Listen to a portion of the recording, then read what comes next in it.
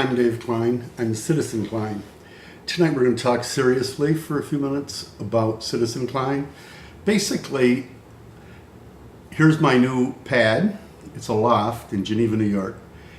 And I want to tell you how happy I am tonight. I'm happy about a lot of things. I had a great walk over by the lake. I'm at the north end of Seneca Lake, and which is one of the 11 Finger Lakes. And we're very proud of these. If you're from around the world and you haven't been here, you should. Hobart's a great college. Had to eat a little truth over last weekend as the New York Times ran an article that probably was not too favorable, but that's only part of it, and that's the truth. It's really a good school with real nice people. Anyway, I don't know what'll happen when I die. Some of you do, some of you don't. But for those who do, I'm glad for you.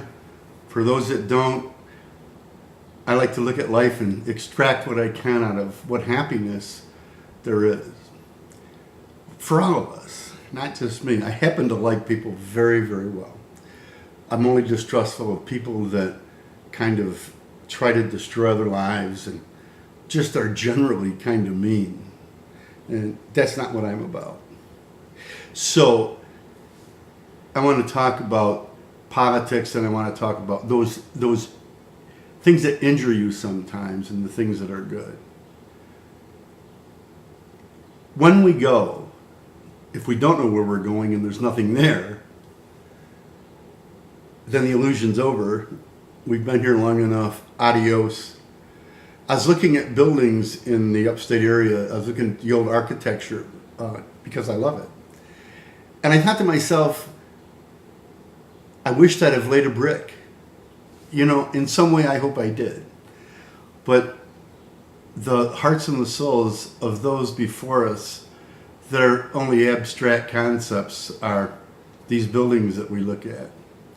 The immigrants in the 1900s and the late 1800s. The immigrants that came here whose children, and whose grandchildren and great-grandchildren now deny the same opportunity to these kids that their grandparents literally died for. And many of them did die leaving Europe and other places, Russia, China, throughout the world. A lot of people died getting here. And a lot of people came here because they were hungry, from Ireland. And a lot of people came here because there was no work. And there was opportunity. And although they didn't get along in the beginning, it was the Italians, it was the Irish, it was this, it was that. My grandmother, the English and the Irish don't amount to much, but they're a darn sight better than the low-down Dutch. That kind of mentality. But somehow, in 2 world wars and a civil war, somehow we became cohesive. And we worked together until now.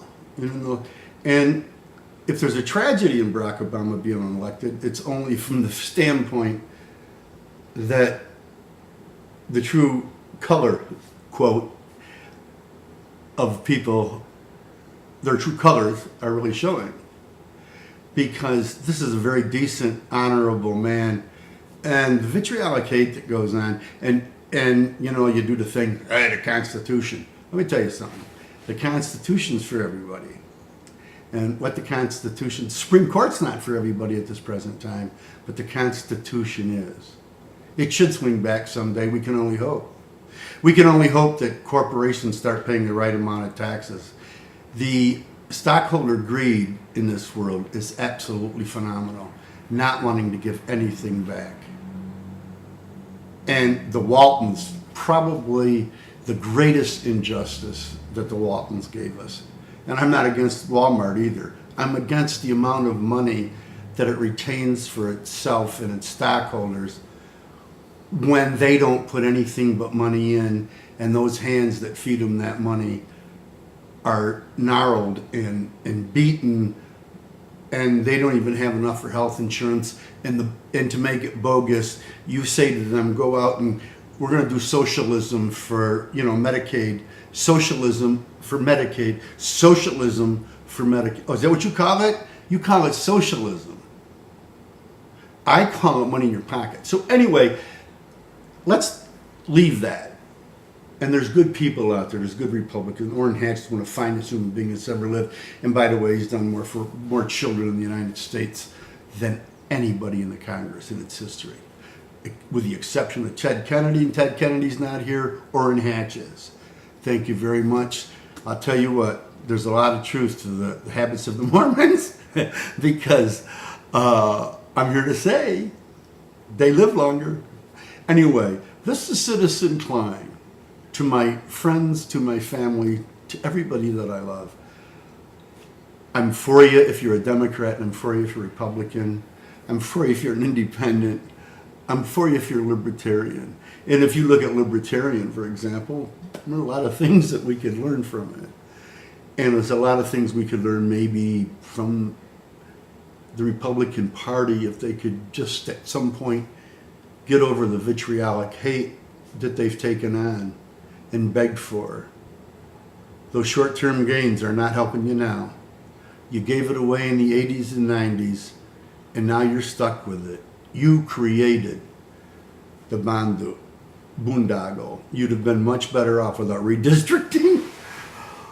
I mean, this president has had to go through some real kind of interesting stuff because of the quest for power among people in Washington that are much more sociopathic than they've ever been.